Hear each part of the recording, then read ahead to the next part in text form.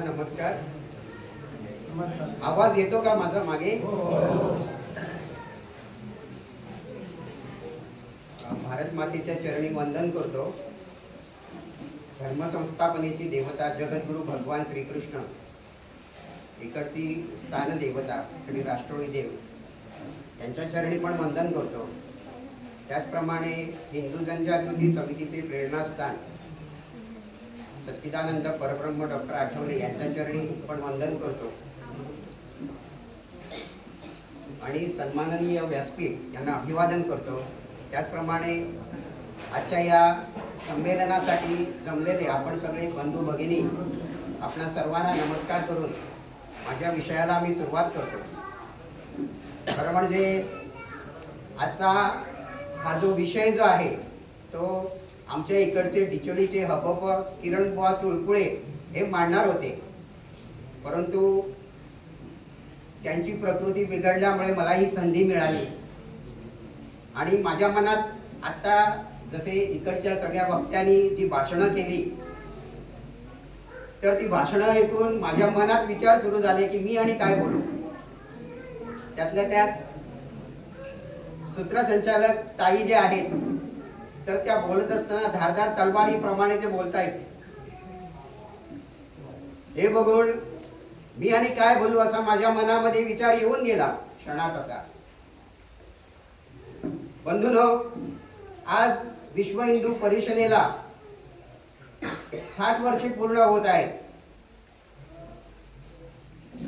आणि आपल्या देशात छत्रपती शिवाजी महाराजांचा राज्याभिषेक होऊन 350 वर्षे पूर्ण झाली आहेत. आपली पुण्यभूमी जी आहे ना, तर आपल्या पुण्यभूमीमध्ये भगवान श्रीकृष्णाने पांडवांच्या माध्यमातून पांडवांचं राज्य आणलं.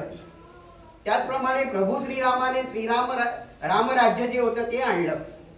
छत्रपती शिवाजी महाराजांनी हिंदवी स्वराज्याची स्थापना केली. चंद्रगुप्त मौर्याच्या वेळी मौर्य शासन होतं. एवढी मोठी एवढी पवित्र अशी आपली भारत माता जी आहे, तर एवढे मोठे मोठे राज्य जे आहे आपल्याकडे होऊन गेले.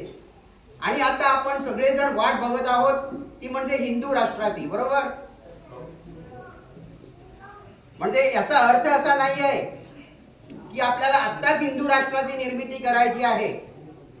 आपलं भारत देश जो आहे, आपला देश जो आहे तो पूर्व काळापासून हिंदू राष्ट्रच होता. आता पण हिंदू राष्ट्र आहे, याच्या पुढे पण हिंदू राष्ट्र असणारच आहे. परंतु शोकांतिका ही आहे, जसं ताईने एक विषय मांडला की आपला भारत देश स्वातंत्र्य झाला खरा 1947 साली, पण त्याच्यानंतर जे आपलं हिंदू राष्ट्र होतं त्या हिंदू राष्ट्राला कलंक लावण्यात आला. आणि 1976 साली काँग्रेसच्या इंदिरा गांधीने आपल्या भारत देशात एमर्जन्सी लावली आणि भारत देशाला सेक्युलर करून सोडलं, असं ताईने म्हटलं, बरोबर की नाही? सेक्युलर म्हणजे काय, त्याचा अर्थ पण ताईने सांगितलेला आहे व्यवस्थितपणे. निधर्मीपणा, सर्व धर्म समभाव. आपला देश साधारण 135 कोटी जनतेचा हा देश आहे. आज आपल्या देशामध्ये 100 कोटीहून अधिक हिंदू आहात आपण. परंतु दुर्दैव आज हे आहे की या देशाला आपण हिंदू राष्ट्र नाही म्हणू शकत, कारण आपल्या देशाला जे संविधान दिलेलं आहे त्या संविधानामध्ये आपला देश आज सेक्युलर म्हणून आपल्या हिंदूंवर मुळात आपल्याकडे सर्व पंथ आहेत, परंतु हिंदूंना मात्र सेक्युलर करून सोडलेला आहे. आणि हिंदू हे सेक्युलर झाल्यामुळे इतर पंथांना सोडा, आपल्या हिंदूंनाच आधी लाज वाटते की या देशाला हिंदू म्हणजे एक काळ असा होता की हिंदू म्हणून घेण्याची सुद्धा आपल्या हिंदूंना लाज वाटत होती. परंतु आज आपण बघत आहोत जसं 550 वर्षाच्या संघर्षानंतर आपल्याकडे प्रभू श्रीरामाचं राम मंदिर अयोध्येमध्ये झालं. आणि त्याच्यानंतर संपूर्ण देशामध्ये आपण काय बघितलं की हिंदुत्वाची एक लाट जी आहे ती यायला सुरुवात झालेली आहे. आज या ठिकाणी विश्व हिंदू परिषदेच्या माध्यमातून बजरंग दल म्हणजे युवा शक्ती जी आहे, युवा शक्तीच्या माध्यमातून आजचा हा कार्यक्रम इथे आयोजित केलेला आहे. खरं म्हणजे मी अभिनंदन करू इच्छितो की आजच्या सभेला मोठ्या प्रमाणात युवा शक्ती पण आहे. आपला देश जो आहे, या देशामध्ये म्हणजे संपूर्ण जगाच्या तुलनेत केवळ आपल्या भारत देशामध्ये युवा शक्तीचं प्रमाण सर्वात मोठं आहे. आणि जर आपण युवा शक्तीने जर ठरवलं की आपल्या देशाला परत एकदा आपण ते वैभव जे आहे, जे आत्ताच्या सगळ्या वक्त्यांनी सांगितलं, ते परत एकदा प्राप्त करून देण्याचं जर युवा शक्तीने ठरवलं तर आमच्यासाठी तो दिवस जो आहे तो दूर नाही आहे. हे आपण सगळ्यांनी लक्षात घेतलं पाहिजे. बंधूंनो, आपल्या देशाला म्हणजे देशाचं मूळ जे आहे ते सनातन हिंदू धर्म. आज सनातन हिंदू धर्माच्या मुळावर अनेक जण उठलेले आहेत. सनातन धर्म म्हणजे कोरोना सारखा विषाणू आहे, सनातन धर्म म्हणजे डेंग्यू मलेरिया सारखा विषाणू आहे असे म्हणणारे या ठिकाणी राज्यकर्ते पण आहेत. आणि या सगळ्यांचं ही जी टोळी जी आहे, या राज्यकर्त्यांबरोबर असलेली अर्बन नक्षलवादी टोळी आपण म्हणू शकतो, कम्युनिस्ट विचारसरणीची लोक यांची टोळी आपण म्हणू शकतो, निधर्मीवादी जे आहेत, जिहादी मानसिकतावाले जे आहेत, तर हे सगळेजण आज हिंदू धर्मावर, सनातन हिंदू धर्मावर उठलेले आहेत. सनातन हिंदू धर्म संपवण्याची भाषा हे लोक आज करत आहेत. हे सर्वात मोठं जो आघात जो आहे तो आज आमच्यावर होत आहे. आणि यासाठी म्हणजे ज्या सनातन धर्माने आपल्याला विश्व बंधुत्व शिकवलेलं आहे, जसं विश्व हिंदू परिषद, जसं आता दादाने सांगितलं इथे या ठिकाणी, विश्व हिंदू परिषदेची मुळातच स्थापना कशासाठी झाली होती की संपूर्ण जगामध्ये एक एक जो हिंदू आहे तर एक एक हिंदूला संघटित करण्याचं कार्य विश्व हिंदू परिषदेच्या माध्यमातून आपण करू, या उद्देशाने त्याची स्थापना झाली होती. आणि ते कार्य आज विश्व हिंदू परिषद करत आहे. केवळ विश्व हिंदू परिषदेनेच हे कार्य केलं पाहिजे असं नाही आहे. आपल्या देशामध्ये आज कितीतरी हिंदुत्ववादी संघटना आहेत. मी गोव्याचा आहे. गोव्यामध्ये प्रत्येक जून महिन्यामध्ये अखिल भारतीय हिंदू अधिवेशन म्हणून रामनाथी फोंडा इथे भरवलं जातं. संपूर्ण देशभरातील 1000हून अधिक हिंदुत्ववादी संघटना ज्या आहेत त्या या हिंदू अधिवेशनाला एकत्र जमतात. लक्षात घ्या, 7 दिवसाचं अधिवेशन असतं. 7 दिवसाच्या अधिवेशनामध्ये संपूर्ण भारतभरातील सगळ्या हिंदुत्ववादी संघटनेचे प्रतिनिधी एकत्र एका व्यासपीठावर येतात. का येतात? कारण जसं आपण कलियुगामध्ये म्हणतो की संघे शक्ती कलियुगे, म्हणजे काय, या कलियुगामध्ये जर आपल्याला देश आणि धर्माचं जर काम करायचं असेल तर आपापल्या संघटना, आपापलं पंथ, या सगळे जे भेद आहेत ते विसरून आपण एकत्र एका मानसिकतेखाली जर आपण एकत्र आलो तर राष्ट्र धर्माचे कार्य जे आहे ते जसं या देशाला अपेक्षित आहे तसं आपण करू शकतो. बंधूंनो, सनातन हिंदू धर्म संपवण्याची भाषा करणाऱ्याला मला एक सांगायचं आहे की या देशामध्ये 100 कोटीहून असलेले हिंदू जे आहेत तर या 100 कोटी हिंदूंना विविध जातीमध्ये, विविध पंथांमध्ये विभागून टाकलेला आहे. परंतु जर आपण लक्षात घेतलं हिंदू संघटित का झालं पाहिजे हा उद्देश समजा लक्षात घेऊन आपण जर संघटित झालो तर मग ही टोळी जी वावरते, सनातन हिंदू संपवण्याची जी भाषा जे करतायत ना, तर त्यांना आपण पुरून उडू. बंधूंनो, या देशावर, या धर्मावर विविध तऱ्हेचे जे आघात होत आहेत त्याविषयी मी तुम्हाला अजून काही उदाहरणं सांगू इच्छितो. आज आपल्या देशामध्ये सर्वात मोठं अजून एक संकट आहे, ते म्हणजे काय, लोकसंख्या वाढ. बरोबर, प्रचंड प्रमाणात आपलं पॉप्युलेशन जे आहे भारताचं ते वाढत चाललेलं आहे. संयुक्त राष्ट्र संघ म्हणजे युएनओ म्हणून जे आहे तर ते नाही, त्यांनी गेल्या काही काळात एक अहवाल प्रसिद्ध केला होता. या अहवालामध्ये त्यांनी एक आकडा सांगितलेला होता. काय तर आपल्या देशामध्ये मुसलमानांची लोकसंख्या जी आहे ती 5.75% वाढत चाललेली आहे आणि हिंदूंची जी लोकसंख्या आहे ती 4.4% घटत चाललेली आहे. म्हणजे लक्षात घ्या की यांची लोकसंख्या किती मोठ्या प्रमाणात वाढते. याला कारण काय आहे ते आपल्याला सर्वांनाच माहिती आहे.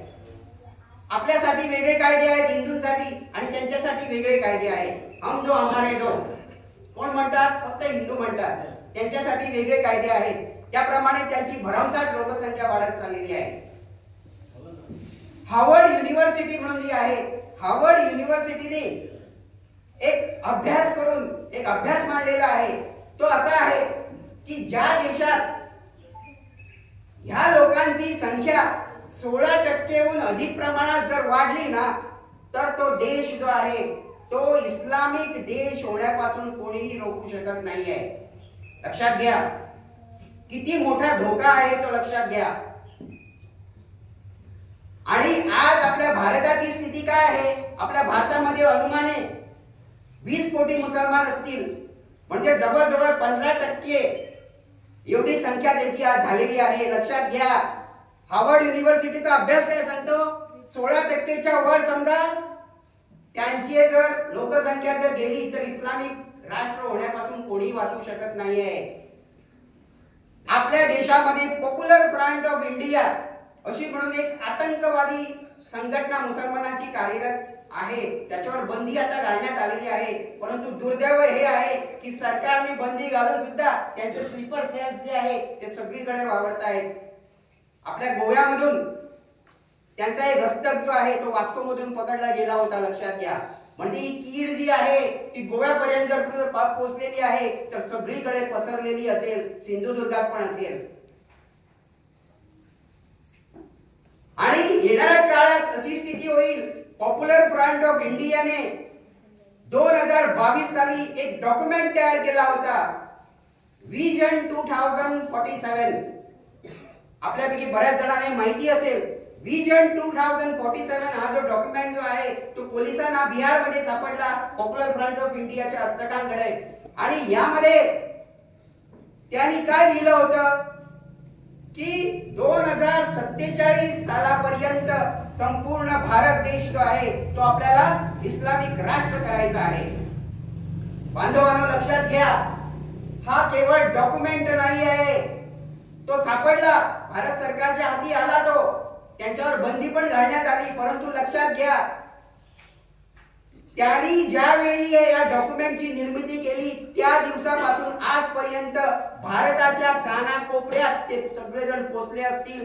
बऱ्याच लोकांना त्यांनी प्रशिक्षित पण केलं असेल आणि संपूर्ण षडयंत्र जे आहे तर ते रचलेलं आहे. त्यांच्याकडे व्यवस्थित प्लान असतात कुठे काय करायचं. त्याने लक्षात घ्या इस्लामिक राष्ट्राची विविध तऱ्हेची द्वारे जी आहेत ती भारतामध्ये खोललेली आहेत. त्याचं एक प्रमुख द्वार काय आहे माहित आहे का? लव जिहाद. लव जिहाद माहित आहे सर्वांना? इथे भगिनी पण बसलेले आहेत, सगळे माता भगिनी बसलेले आहेत. सगळ्यांना माहित आहे का लव जिहाद म्हणजे काय ते? आपण या पवित्र अशा मंदिरात बसलेलो आहोत. या पवित्र अशा मंदिरात आपण राष्ट्रधर्माबद्दल चिंतन करत आहोत. तुम्हाला वाटेल मंदिरामध्ये असे विषय का आपण बोलावे, परंतु आज प्रत्येक मंदिरामध्ये अशा तऱ्हेचे विषय जे आहेत ते आपल्या हिंदू लोकांपर्यंत गेले पाहिजे. आपले हिंदू लोक जागृत झाले पाहिजे. आपल्या हिंदू माता भगिनी ज्या आहेत त्या जागृत झाल्या पाहिजे. आपल्या हिंदू भगिनींना, हिंदू मुलींना फूस लावून खोट्या प्रेमाच्या जाळ्यात पकडलं जातंय आणि त्यांच्याकडे निकाह केला जातो आणि त्यांना विदेशात जाऊन विकलं जातं. एवढंच नव्हे तर आतंकवादी कारवाया करण्यासाठी त्यांना प्रवृत्त केलं जातं. द केरला स्टोरी बघितलाय का सर्वांनी पिक्चर? त्या पिक्चर मध्ये जे काय दाखवलेलं आहे ते तंतोतंत खरं आहे आणि ती वस्तुस्थिती आहे. आज आपल्या देशामध्ये किती मुली सापडल्या असतील लव जिहाद मध्ये सांगा बघू. आमच्या गोव्यामध्येच कितीतरी उदाहरणं आहेत. इथे सिंधुदुर्गात किती असतील मला माहिती नाही आकडा, परंतु आहे प्रत्येक गावामध्ये एक कीड जी आहे ना ती पोचलेली आहे. कारण आज आपल्या अवतीभोवती सगळीकडे या लोकांनी वस्त्या केलेल्या आहेत. आहे की नाही? इथे आहे की नाही? सगळ्या तऱ्हेचे धंदे जे आहेत ते कोणाकडे आहेत? या लोकांकडे आहेत. मला जर केस कापायचं जर झालं आणि बाजारात जाऊन जर केस जर मला जर कापायचं झालं तर मला कोणाकडे जावं लागतं? कारण आपले मुळात जे पारंपरिक नावी वगैरे आहेत ते आता कुठे दिसत नाही आहेत. त्यामुळे यांचं नेटवर्किंग जे आहे ते सगळीकडे पसरलेलं आहे आणि आपली शेंडी किंवा आपले केस जे आहे ते कोणाच्या हातात आहे? या लोकांच्या हातात आहे. लक्षात घ्या.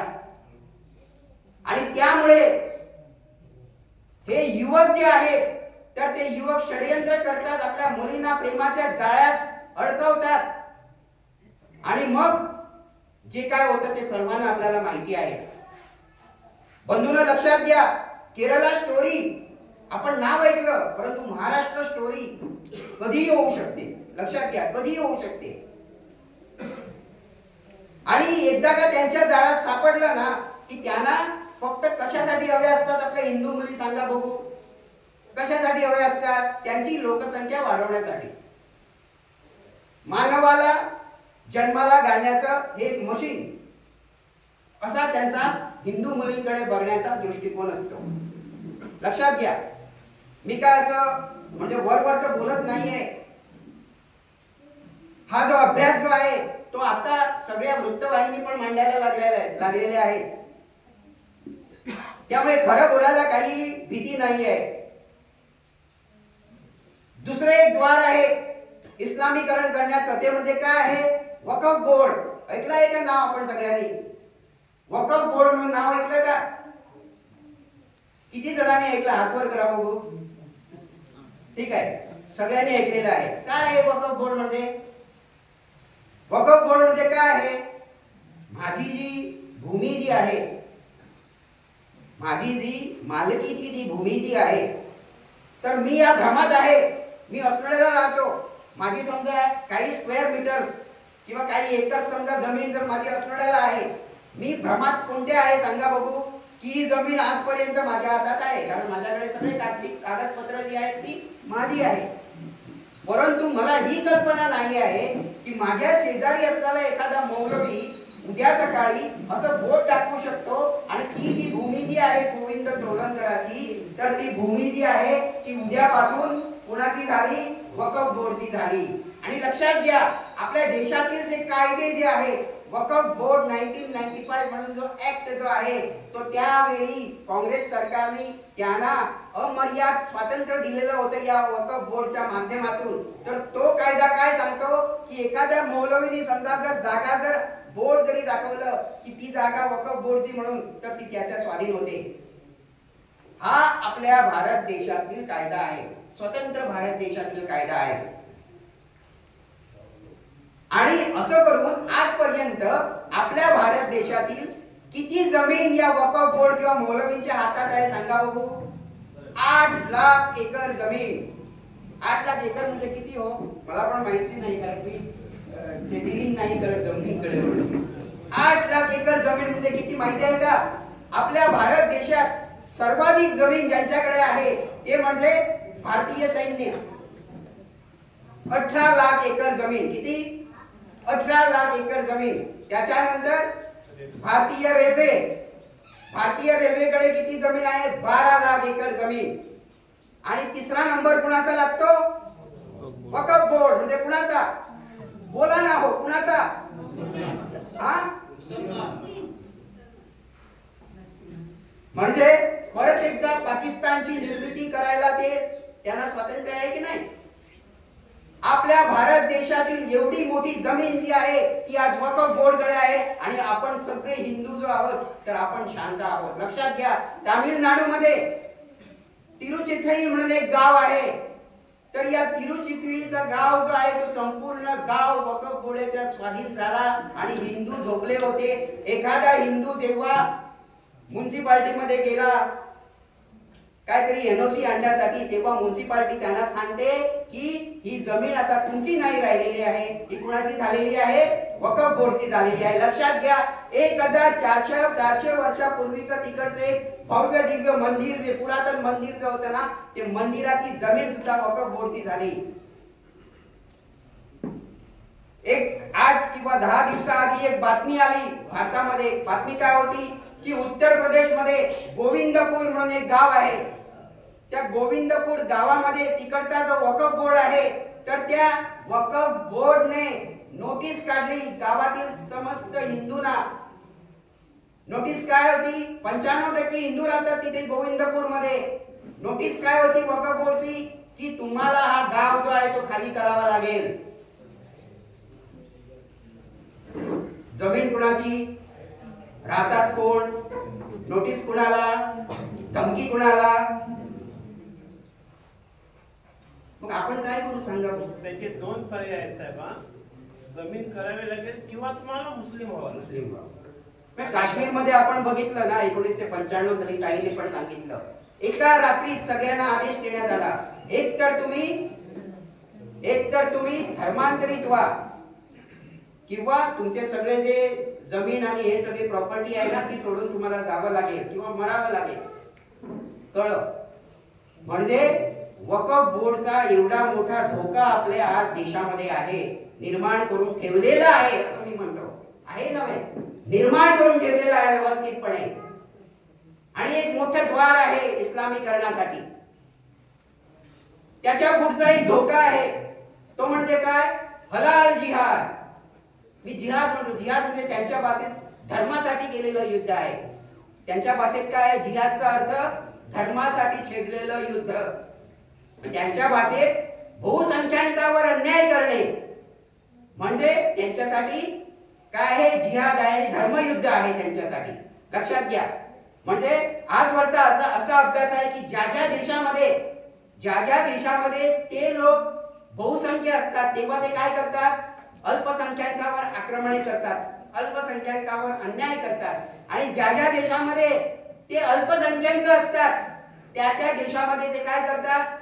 बहुसंख्याकांवर अन्याय करतात. म्हणजे काय? एन केन प्रकारे गजवाए हिंद, हा जो त्यांचा उद्देश जो आहे तो त्यांना साध्य करायचा आहे.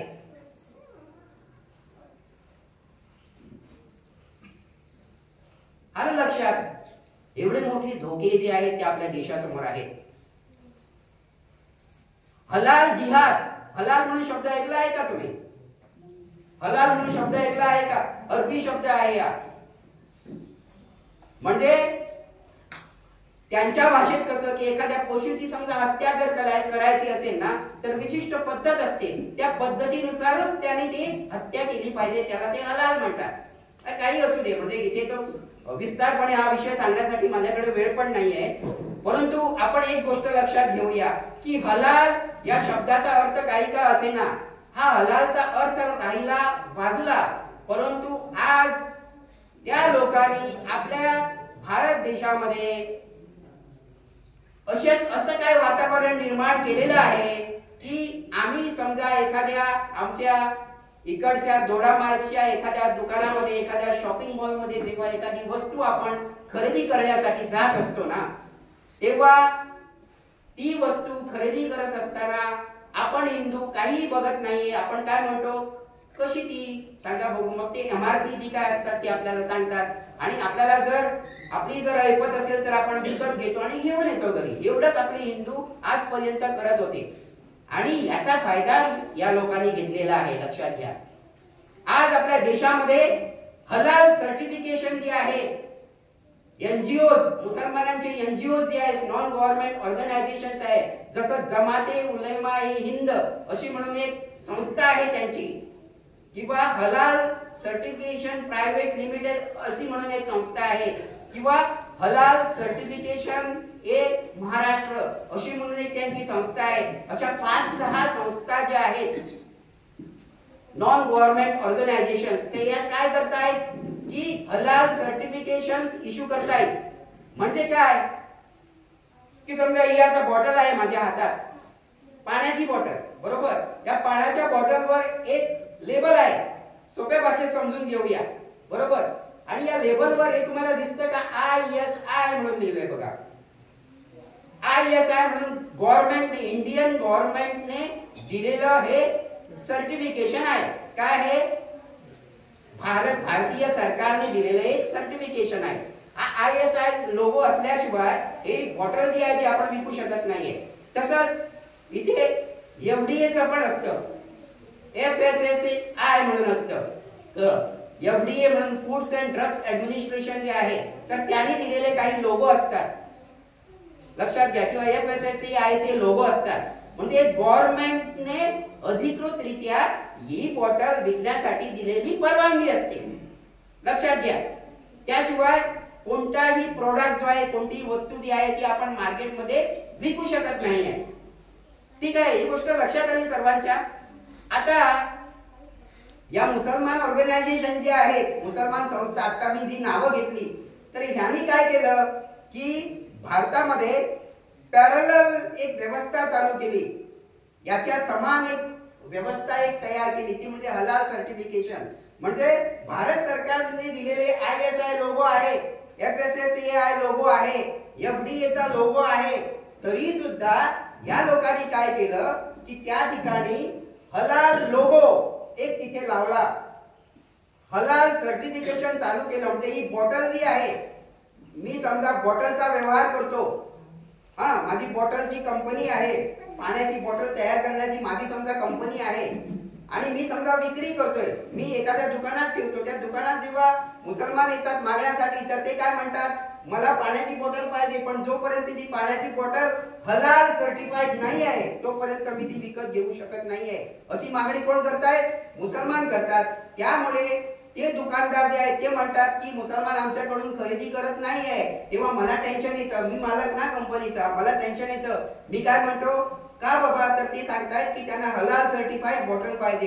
तेव्हा मी साहजिकच काय विचार करतो की मला हलाल सर्टिफिकेशन घेता आलं पाहिजे, आणि मग मी या ऑर्गनायझेशन कडे जातो आणि त्यांना सांगतो की आमची कंपनी जी आहे ती तुम्ही हलाल सर्टिफाईड करून द्या. आता जेव्हा मी त्यांच्याकडे जातो तेव्हा ते म्हणतात हलाल सर्टिफाईड आम्ही जरूर करू, परंतु त्याच्यासाठी तुम्हाला प्रतिवर्षी 60,000 रुपये मोजावे लागणार, आणि त्याशिवाय हे सर्टिफिकेशन रिन्यू करण्यासाठी प्रत्येक वर्षी अजून 20 ते 30,000 रुपये तुम्हाला मोजावे लागणार, जेणेकरून प्रत्येक वस्तूला, प्रत्येक माझ्या प्रोडक्टला हलाल सर्टिफाईड करण्यासाठी मला 90,000 रुपये प्रत्येक वर्षी द्यावं लागतं. कुणाला द्यावं लागतं? भारत सरकारला द्यावं लागतं का? कुणाला द्यावं लागतं? हलाल सर्टिफिकेशन देणाऱ्या संस्थांना द्यावं लागतं. आता एवढे सगळे पैसे आपल्या भारतामध्ये आज मार्केटमध्ये जर तुम्ही गेलात तर कितीतरी प्रोडक्ट्स जे आहेत ते हलाल प्रोडक्ट्स ऑलरेडी झालेले आहेत. कारण काय? 15% आपल्या देशात असलेल्या मुसलमानांच्या संख्येच्या डिमांडामुळे. लक्षात घ्या, तुम्ही आता याचे आपले स्वीट्स घेऊन येणार ना चतुर्थीसाठी, बरोबर, गोडधोड काहीतरी आणणार ना घरी, तर हे प्रोडक्ट सुद्धा सगळे काय झालेले आहेत? हलाल सर्टिफाईड झालेले आहेत. आणि हा पैसा जो त्यांच्याकडे जमा होतोय, तर त्या पैशाची विल्हेवाट, ते विनियोग ते कशासाठी करतात सांगा बघू? की आजपर्यंत आपल्या देशामध्ये विविध तऱ्हेचे बॉम्बस्फोट केलेले सगळे जे आतंकवादी जे तुरुंगामध्ये आहेत, तर यांना सोडण्यासाठी हा पैसा सगळा वापरला जातो. याचाच अर्थ काय की आज समजा ही ताई चतुर्थीच्या निमित्ताने मार्केटमध्ये जाते आणि एखादे प्रोडक्ट घेऊन येते, त्याच्यासाठी पैसे मोजते ना ती ताई. म्हणजे काय करते ताई सांगा बघू? अप्रत्यक्षरित्या तो पैसा जो आहे तो कुणाला पोचवते? दहशतवाद्यांकडे पोचवते, जेणेकरून हे सगळे दहशतवादी जे तुरुंगामध्ये आहेत ते सुटून परत एकदा आपल्यावर बॉम्बस्फोट करण्यासाठी त्यांना स्वातंत्र्य. किती गंभीर आहे बघा. आणि हे मी असंच नाही सांगत, जमियत उलेमाए हिंद जी संस्था हलाल सर्टिफिकेशन देते, या जमियत उलेमा हिंदच्या वेबसाईटवर त्यांनी या सगळा भाग जो आहे तो ठेवलेला आहे. तुम्ही जाऊन बघा.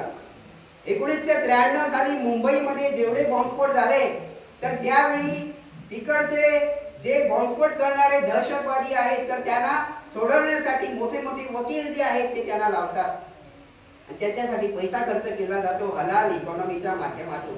एक पॅरलल व्यवस्था आपल्या भारताची जी इकॉनॉमी जी आहे, अर्थव्यवस्था जी आहे, ती उलटून टाकण्याचं षडयंत्र जे आहे ते या हलाल सर्टिफिकेशन वाल्यांनी निर्माण केलेलं आहे. आपण सगळेजण अनभिज्ञ आहोत. आपण सगळेजण, आपल्याला कुणालाच काही माहिती नाही याचा गैरफायदा जो आहे तो या लोकांनी घेतलेला आहे. हे दुसरं मोठं षडयंत्र आहे, लक्षात घ्या. आज त्यांची इकॉनॉमी जी आहे ती $3 ट्रिलियन अधिक पोहोचलेली आहे साहेब.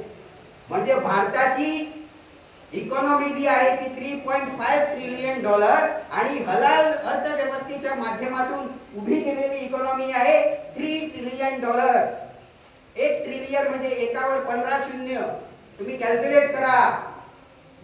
म्हणजे इस्लामिक राष्ट्र जे आहे ते निर्माण होणार की नाही. जर आपण संघटित नाही झालो, जर आपण या सगळ्या गोष्टींच्या विरोधात आवाज जर आपण नाही उठवला तर एका झटक्यात ते होऊ शकतं, लक्षात घ्या. त्याशिवाय जिहादी आतंकवाद तर आहेतच, बरोबर.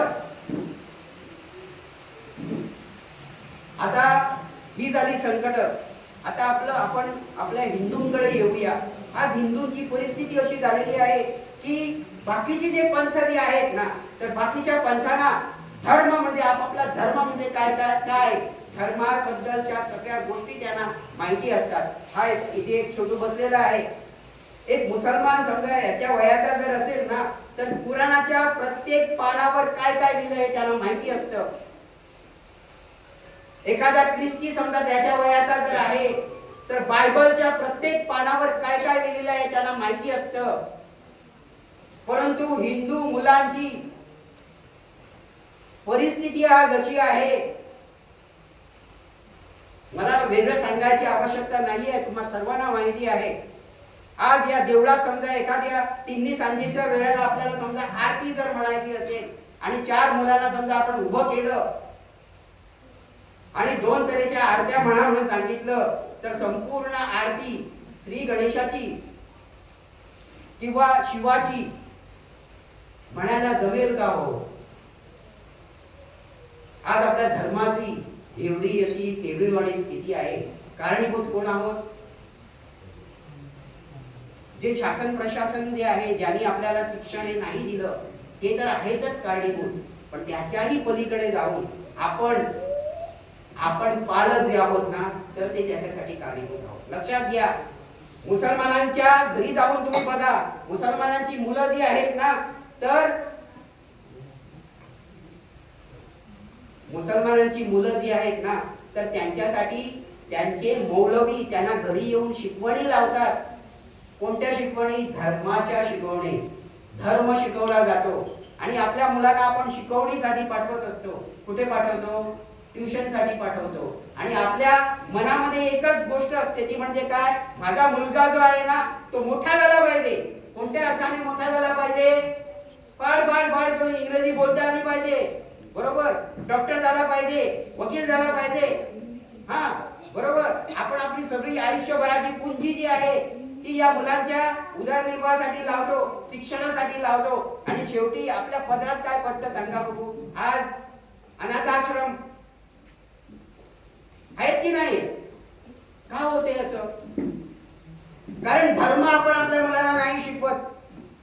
आपल्या मुलांना सर्वात आधी जर कोणती गोष्ट जर शिकवायची असेल तर धर्म आपण शिकवला पाहिजे. आणि तो धर्म जर शिकवला तरच मग ही भूमी जी आहे ती प्रभू श्री रामांची भूमी आपण म्हणू. ही भूमी जी आहे ती भगवान श्रीकृष्णाची भूमी आपण म्हणू. लक्षात घ्या. सर्वेत्र सुखिनः सन्तु सर्वे सन्तु निरामयाः अशी जी आपली शिकवण आहे, संतांनी आपल्याला ही शिकवण दिलेली आहे. लक्षात घ्या. आपली जी विचारधारा आहे, कृण्वन्तो विश्वमार्यम, म्हणजे संपूर्ण जगाला आपण सुशिक्षित करू. आर्यांची एक शिकवण जी आहे ती आपण देऊ, अशी आपली विचारधारा आहे. विश्वची माझे घर म्हणजे केवळ भारतच नव्हे, संपूर्ण विश्वामध्ये जेवढे म्हणून जी काय राष्ट्र आहे ते संपूर्ण राष्ट्र जी आहे तर ती कुणाची आहे? आपल्या हिंदूंची आहे. अखंड भारत. मला वाटतं 14 ऑगस्ट रोजी असा एक मोठा कार्यक्रम आपण संपूर्ण देशभरात घेत असतो. अखंड भारत. भारताची व्याप्ती जी होती ती कुठपर्यंत होती सांगा बघू. कुठपर्यंत? आज 50% भूभाग आपला भारताचा राहिलेला नाही आहे. आणि आताची स्थिती आहे की जेवढा म्हणून भूभाग आपल्याकडे आहे त्याचे अजून किती शकले पडतील, त्याचे अजून किती तुकडे पडतील हे पण आपल्याला सांगता येत नाहीये. मग मी बोलत होतो धर्माच्या बाबतीत. आपल्या मुलांना जशी आधीची अशी एक परंपरा होती आपल्याकडे गावामध्ये, तिन्ही सांजेची वेळ झाली 7:30 पर्यंत काय होतं की आपलं देवघर असायचं. देवघरामध्ये एकत्र कुटुंब असायचं. त्यावेळी एकत्र कुटुंबातील सगळी मंडळी जी होती ती वेळ झाली की देवघरामध्ये सगळेजण जमायचे, शुभम करोती कल्याणम म्हणायचे, रामरक्षा स्तोत्र म्हणायचे, हनुमान स्तोत्र म्हणायचे. आज काय चालू आहे सांगा बघू. आपल्याकडे तो टीव्ही नावाचा तो जो शत्रू जो आहे खऱ्या अर्थाने भारतीय संस्कृतीचा तो आलेला आहे. आणि त्यामुळे त्यावेळेस काय चालू असतं सांगा या टीव्हीवर, घर घर की कहाणी, बरोबर की नाही. मग काय घर घर की कहाणी वस्तुस्थिती दाखवली जाते का त्यामध्ये? काय दाखवलं जातं हो, आपल्या भारतीय स्त्रीची विडंबना जी आहे ती त्या मालिकांमधून दाखवली जाते. आणि आमच्या महिला ज्या आहेत एका वाटेने तिन्ही सांज झाले म्हणून दारासमोर जी तुळस असते त्या तुळशीला आपण दिवा दाखवायला जातो. खरं शारीरिक दृष्ट्या आपण दिवा दाखवतो, उदबत्ती दाखवतो, परंतु मन कुठे असतं सांगा बघू. अर्धवट राहिलेली ती मालिका, तिच्याकडे मन असतं आपलं. कधी एकदाच आपण जाऊन तिथे परत एकदा बसतो आणि दिवा दाखवायला कधी जातो सांगा बघू आपण. ऍडव्हर्टिजमेंटची जी वेळ असते ना त्यावेळेस आपण जातो. म्हणजे काय की तुम्ही म्हणाल की ही वस्तुस्थिती आहे सगळ्यांची, फक्त मी इकडेच तुम्हाला सांगतो असं नाही, मी जिथे जिथे म्हणून जातो तिथे तिथे सांगत असतो या गोष्टी. आणि ही वस्तुस्थिती आहे. लक्षात घ्या, या टीव्हीच्या माध्यमातून बॉलिवूड जिहाद जो आहे तो सर्वत्र पसरलेला आहे. लक्षात घ्या, भारतीय स्त्री जर दाखवायची असेल तर टोकड्या कपड्यामध्ये दाखवायची, तिच्या हातात काय दारूचा ग्लास दाखवायचा. तिचे पती किती त्याला काय मर्यादा नाहीये. तुम्ही मला सांगा, ही आपली भारतीय संस्कृती आहे का हो? खरोखर असं घडतं का हो कधी कुठे सांगा बघू मला. परंतु दाखवलं का जातं माहित आहे, कारण हे तुमच्या डोक्यात शिरावं, हिंदू महिलांच्या डोक्यात हे शिरावं आणि हिंदू महिलाने असंच वर्तन करावं यासाठी हे दाखवलं जातं, मुद्दामहून दाखवलं जातं. त्याच्यासाठी नेटफ्लिक्स आहे, त्याच्यासाठी वेब सिरीज आहेत, त्याच्यासाठी बॉलिवूड आहे. हे सगळे शाहरुख खान आणि हे खान आणि ते खान आहेत ना, त्यांच्या पत्नी ज्या आहेत ना कोण आहेत सांगा बघू. हिंदू आहेत. लव जिहादच्या माध्यमातून मिळवलेल्या सगळ्या हिंदू महिला.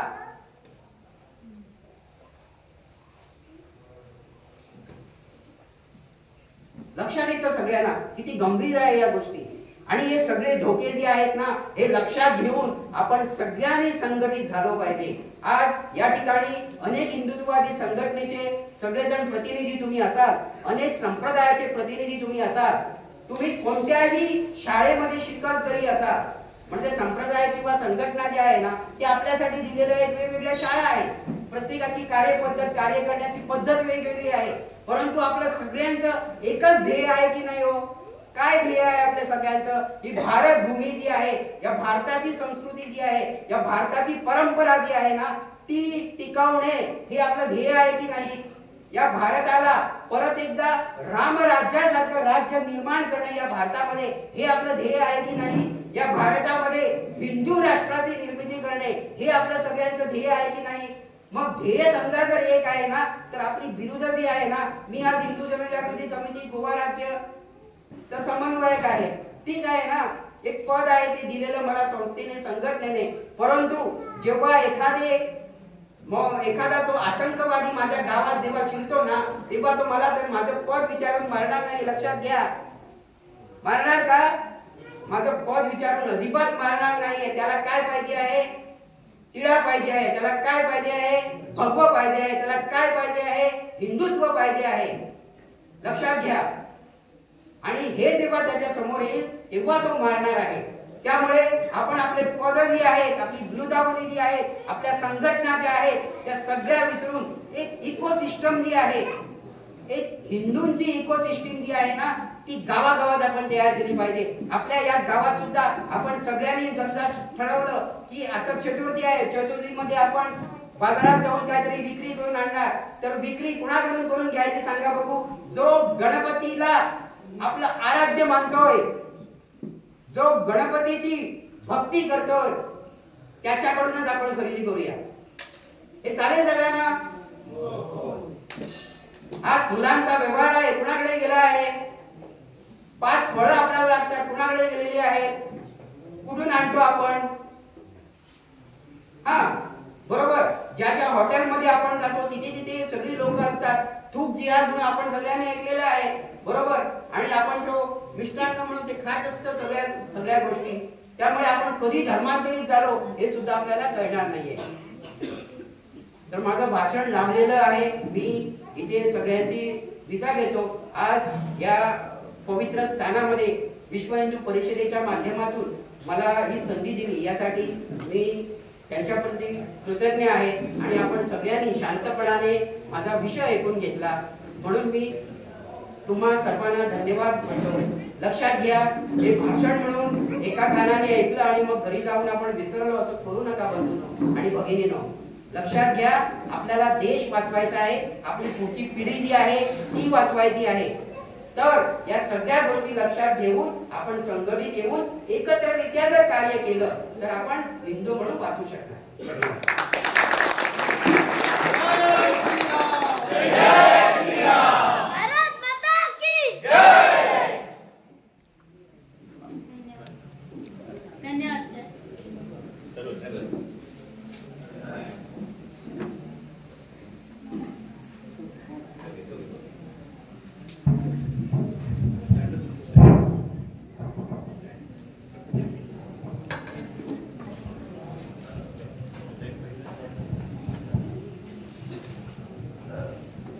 अतिशय समर्पकपणे आजच्या काळातलं विदारक सत्य जे आहे ते सरांनी अतिशय समर्पकपणे आम्हाला सगळ्यांना सांगितलं आहे. माझी तुम्हाला एकच विनंती आहे की हे जे काही ऐकलं मी मान्य करते की आपलं हिंदुत्व इतकं बोथट झालंय ना की तुम्ही शस्त्र घेऊ शकत नाही म्हणता, तुम्ही आवाज उठवू शकत नाही म्हणता, पण निदान आर्थिक बहिष्कार तरी घालू शकता. की हे जे सरांनी आता सांगितलं की आपण जेव्हा खरेदी करतो किंवा कुठली गोष्ट आणायला जातो तेव्हा तरी आपण एक विचार करूया आणि हा विचार हे जे सगळे विचार ऐकले त्यावर आपण जागरूक होऊन आपण हे इतरांनाही सांगूया आणि तशा पद्धतीने वाटचाल करूया. तर आता यापुढे प्रमाणपत्र वितरण आपल्या प्रकरणातील प्रत्येक संप्रदायाचा सन्मान व्हावा, त्यांच्या पाठीवरती कुठेतरी कौतुकाची थाप बसावी या उद्देशाने विश्व हिंदू परिषदेच्या माध्यमातून आज आपण इथे एक छोटासा प्रमाणपत्र देऊन त्यांचा गुणगौरव करणार आहोत. त्यावेळी कार्यक्रमाच्या सुरुवातीला आपण इथे आवाहन केलं होतं की इथे जे जे विविध संप्रदाय संघटना इथे उपस्थित असतील त्यांनी कृपया नाव नोंदणी करावी. तरी यथाकथित कोणाचं नाव इथे राहून गेलं असेल तर कार्यक्रम संपल्यानंतर त्यांनी आपलं प्रमाणपत्र घेऊन जावं. तर मी इथे व्यासपीठावरील सर्व मान्यवरांना इथे विनंती करतोय की मी एक एक नाव घेतोय त्या पद्धतीने सर्वांचा सन्मान करण्यासाठी नाव घेतल्याप्रमाणे पुढे यायचं आहे व्यासपीठावरती. सर्वप्रथम विठू माऊली दिंडी पथक या पथकाचे प्रमुख म्हणून श्री दिलीप गवस आंबडगाव इथून आज इथे उपस्थित आहे. मी विनंती करतो त्यांना की त्यांनी व्यासपीठावरती यायचं आहे. श्री दिलीप गवस विठू माऊली दिंडी पथक आंबडगाव.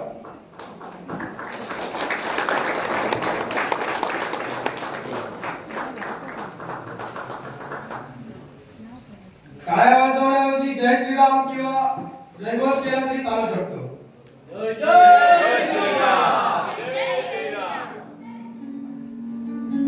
जरी नावं खूप आहे पण केलेलं काम हे अवाढव्य आहे, मोठं आहे आणि तेवढं कौतुकास्पद आहे. त्यामुळे जरी वेळ गेला तरी सगळ्यांनी कळ सुचावी, प्रत्येकाच्या कामावरती कौतुकाची थाप बसली पाहिजे.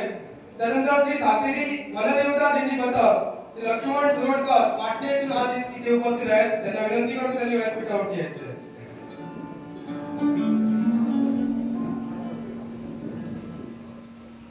कोणी नाव नोंदणी केली नसेल तर त्यांनी कृपया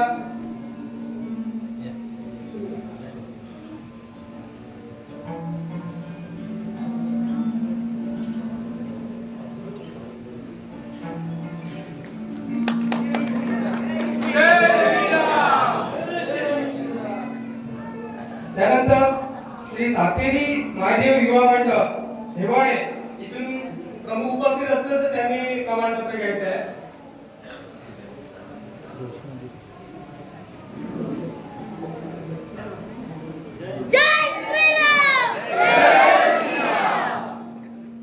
त्यानंतर श्रीराम मंदिर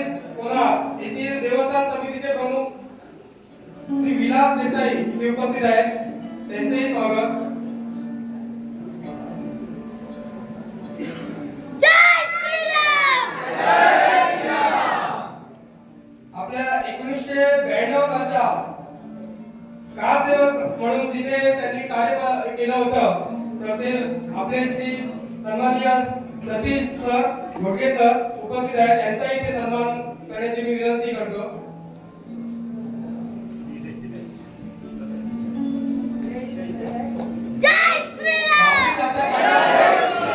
आपल्या दोडामार्ग तालुक्याची योगदान होतं, तर त्यापैकी एक आपले सर घोडके सर.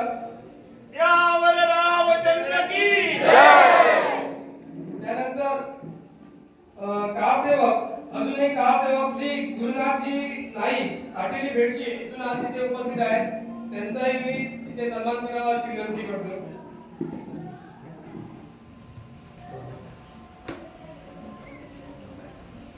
यांनी दोन्ही वेळा कारसेवा केलेली आहे, मुंबईत केलेली आहे. पुन्हा एकदा सियावर प्रभू रामचंद्र की जय, श्रीराम. त्यानंतर वीर सावरकर युवा मंच डिचोली त्यांच्यातर्फे रामकृष्ण दळवी तळेपणमधून इथे उपस्थित आहेत, त्यांनाही विनंती आहे त्यांनी व्यासपीठावरती यायचं.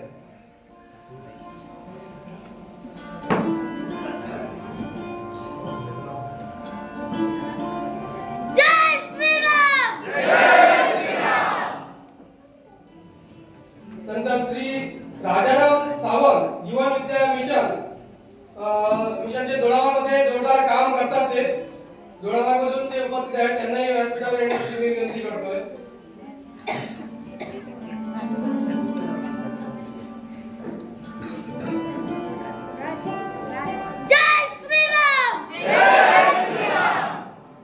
तदनंतर श्री दत्त पद्मनाभ शिष्य संप्रदायातर्फे कुंडे गोवा येथील श्री दत्त पद्मनाभ शिष्य संप्रदाय यांच्यातर्फे श्री महेश शेटकर दोडामार्ग प्रकरणाचे प्रमुख म्हणून इथे उपस्थित आहेत, तर त्यांनाही विनंती करतो की त्यांनी व्यासपीठावरती यायचं.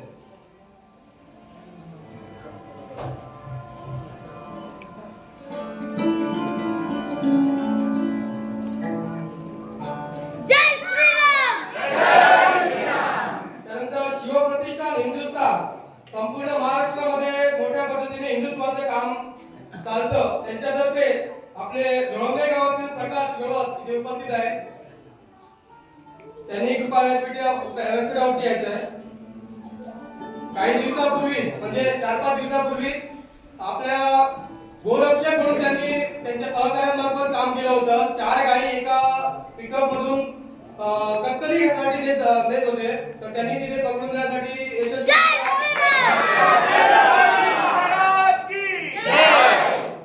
नंतर संत तुकाराम महाराज वारकरी संप्रदाय यांच्यातर्फे श्री मदन कुंदेकर जोळंबे येथून उपस्थित आहेत, त्यांना विनंती आहे व्यासपीठावरती यायचं आहे.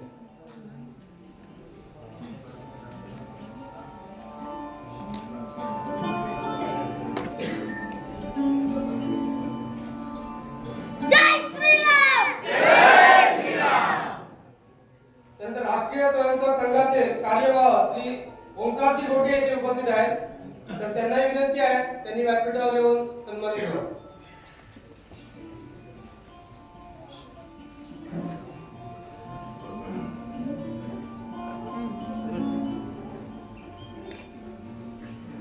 भारत माता की जय. त्यानंतर शिवजयंती उत्सव समिती यांचे प्रमुख श्याम गवस तळेकोल इथून उपस्थित आहेत, त्यांनी इथे व्यासपीठावरती यायचं आहे.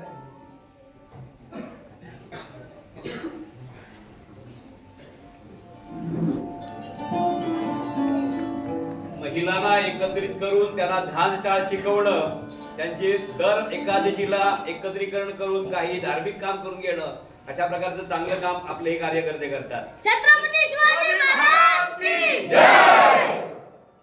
त्यानंतर भारत माता की जय संघटनेतर्फे श्री वैभवजी रेडकर दोडामार्ग इथे उपस्थित आहेत, त्यांनाही मी इथे व्यासपीठावरती येण्यासाठी विनंती करतोय.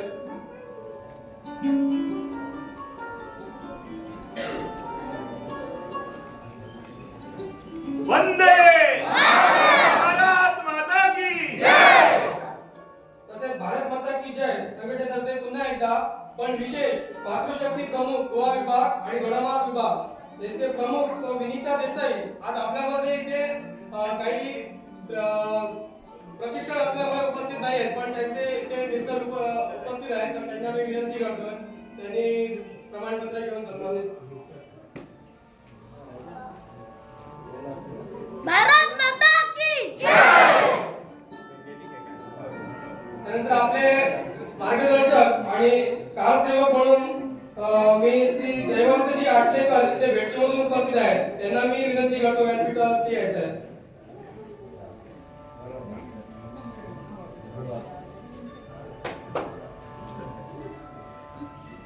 पवन सुत हनुमान की जय. जय श्रीराम. जय श्रीराम. जय श्रीराम. जय श्रीराम. त्यानंतर सिद्ध समाधी योग या संप्रदायाचे प्रमुख म्हणून नितीन गवस इथे आज आंबेली गावातून उपस्थित आहेत. तर त्यांना मी विनंती करतो की त्यांनी व्यासपीठावरती यायचं आहे.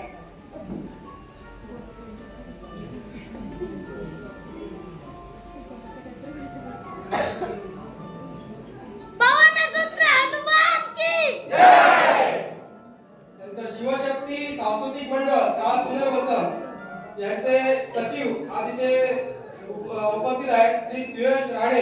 यांना मी विनंती करतो की त्यांनी शिवशक्ती सांस्कृतिक मंडळ सात पुनर्वसन तर्फे इथे व्यासपीठावरती यायचं आहे.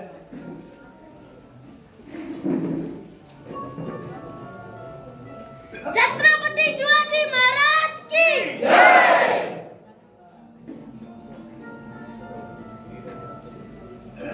कारसिद्धेश्वर संप्रदायाचे प्रमुख म्हणून मी इथे श्री राकेशजी धरणे आज आपल्यासोबत उपस्थित आहेत. तर त्यांनाही मी विनंती करतो की या संप्रदायातर्फे त्यांनी प्रमाणपत्र घ्या.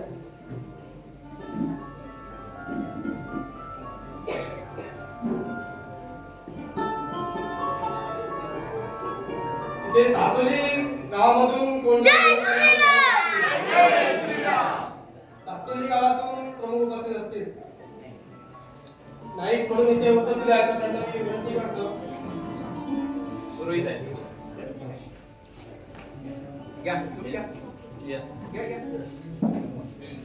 पौरोहित्याचं काम करतात, सासोलीमध्ये संघाचं काम करतात, विश्व हिंदूचं काम करतात, हिंदू जागृती सुरुवाती म्हणून करतायत. जय श्रीराम. जय श्रीराम. तर इथे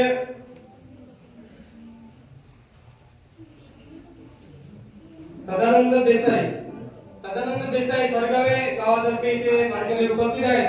तर त्यांनाही मी विनंती करतो.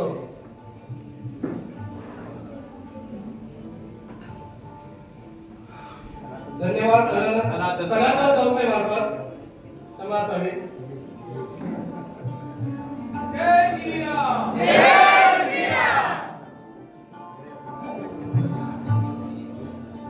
उमराव गावामधून जीत सावंत म्हणून आज आपल्यामध्ये आज उपस्थित आहेत. तर त्यांनाही मी विनंती करतो की त्यांनी इथे व्यासपीठावरती यायचं आहे. ते राम मंदिर प्रतिष्ठापना अभियानामध्ये त्यांनी धडाधीने काम केलं होतं. तर त्यांचाही इथे सन्मान व्हावा अशी विनंती. पवन सुत हनुमान की जय. जय श्रीराम. जय श्रीराम. परमे गावातून आपले बजरंगी पूर्वीचे बजरंग प्रमुख मिस्टर परमेकर इथे उपस्थित आहेत. तर त्यांनाही मी विनंती करतो की त्यांनी व्यासपीठावरती यायचं. भांड्यापासून दोडामार्गपर्यंत गोरक्षेमध्ये त्यांनी आम्ही जेव्हा जन्माला पण आलो नसणार त्यावेळी त्यांनी बऱ्यापैकी काम केलं होतं. असे मिस्टर परमेकर.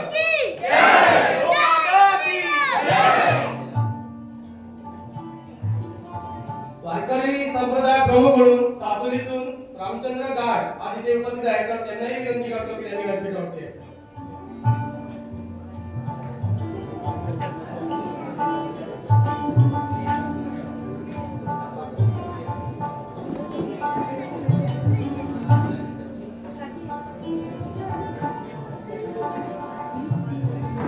कुंडली गवरदे हार. जय श्रीराम. जय श्रीराम. आपाधुरी सासोली गावामधून हिंदू मंच यांच्यातर्फे आज उपस्थित आहेत. तर त्यांनाही मी विनंती करतो की त्यांनी व्यासपीठावरती यायचं आहे आणि सन्मान द्यायचा.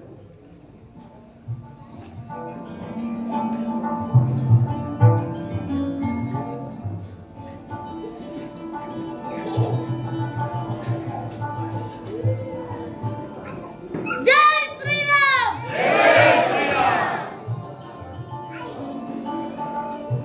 आज आपण जे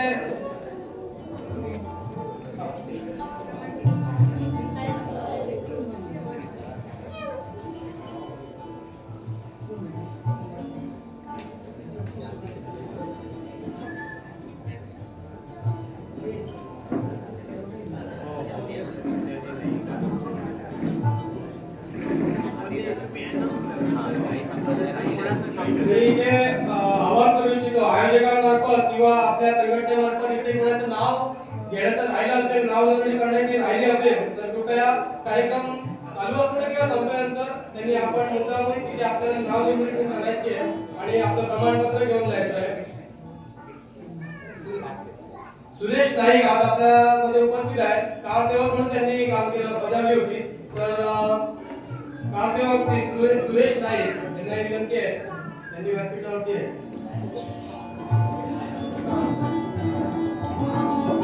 जय श्रीराम.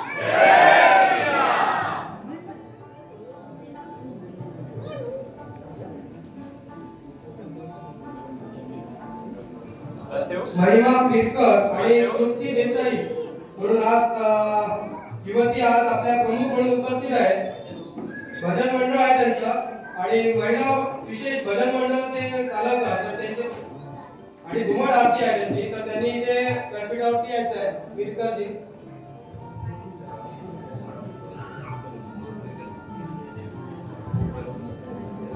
कार्यक्रम आपल्या सर्व हिंदूंचाच आहे.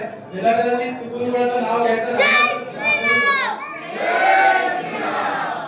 स्वतःहून पुढे येऊन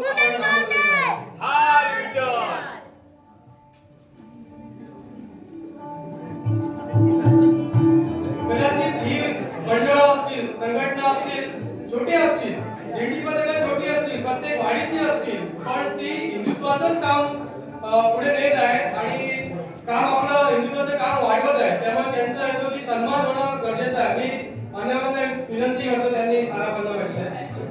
धन्यवाद. कोणाची प्रमाणपत्र द्यायची राहिली असतील तर काळ नसावा, नियोजन करणे जरा कठीण होतं. त्यामुळे ही आतमध्ये जरा जागा होती, तरी पण जास्तीत जास्त संख्येने तुम्ही उपस्थित राहिला. सगळ्या संघटनांचे प्रमुख असतील, संप्रदायाचे प्रमुख असतील, तर मी सर्वप्रथम आधी त्यांचे आभार मानतो. आणि त्यानंतर आपले आज प्रमुख वैकल्य म्हणून आदरणीय श्री जय श्रीराम. छत्रपती शिवाजी महाराज की जय. त्यानंतर आजच्या कार्यक्रमाचे प्रमुख वैकल्य म्हणून आदरणीय श्री गोविंदजी चोडणकर आपल्यामध्ये आज वेळात वेळ काढून उपस्थित राहिले आणि आपल्याला मोलाचं प्रॅक्टिकली मार्गदर्शन केलं.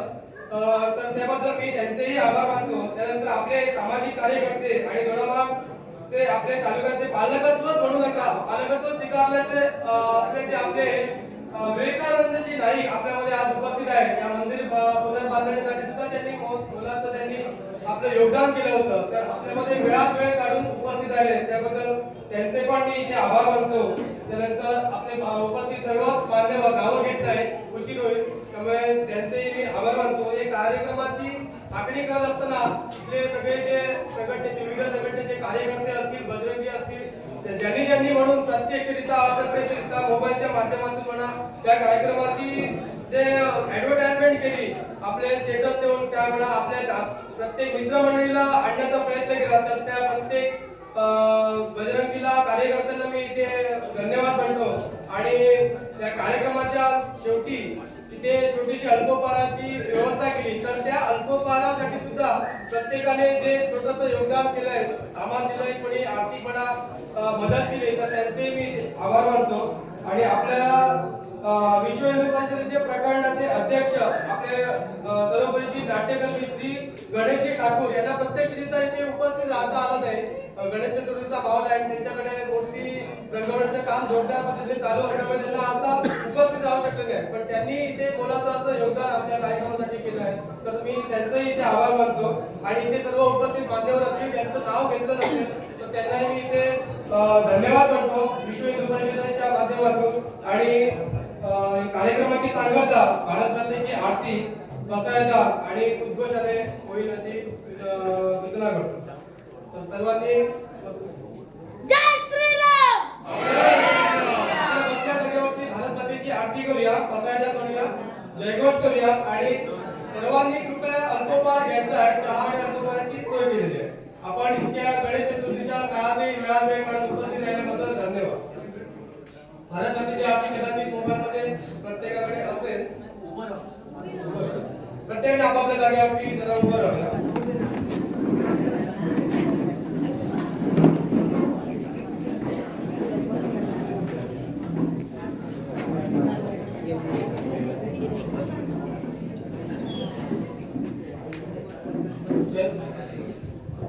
कदाचित आपल्या गणेश चतुर्थीच्या तयारीसाठी लवकर कोणाला जायचं असेल तर त्यांनी फक्त इथे कृपया नाव नोंदणी करायची आहे. संघटनेचे कुठे सर्टिफिकेट घेतलं नसेल त्यांनी कृपया नाव नोंदणी करायची नक्की. सर्वांनी एकत्रित भारत मातेची आरती म्हणूया. नंतर बसा. ओम जय भारत माता मैया जय भारत माता जो जन तुझको ध्याता जो जन तुझको ध्याता सुख संपद पाता. ओम जय भारत माता ऋषि मुनियों ने तेरी महिमा है गाई मैया महिमा है गाई. रिद्धि सिद्धि दे तूने रिद्धि सिद्धि दे तूने प्रभुता प्रकटाई. ओम जय भारत माता राम कृष्ण महावीर बुद्ध नानक सुत तेरे मैया नानक सुत तेरे. वाल्मीकि रविदास संत वाल्मीकि रविदास संत सब गुण गाए तेरे. ओम जय भारत माता यवन हून शक आए सबको समा लिया मैया सबको समा लिया. आग्राम करी पिओं को आग्राम करी पिओं को तूने नष्ट किया. ओम जय भारत माता हिंदू जाति सब मिलकर यह संकल्प करे मैया यह संकल्प करे. भक्ति भाव हो मन में भक्ति भाव हो मन में प्रेम प्रवाह बढ़े. ओम जय भारत माता सच्चे मन से माँ का जो गुणगान करे मैया जो गुणगान करे.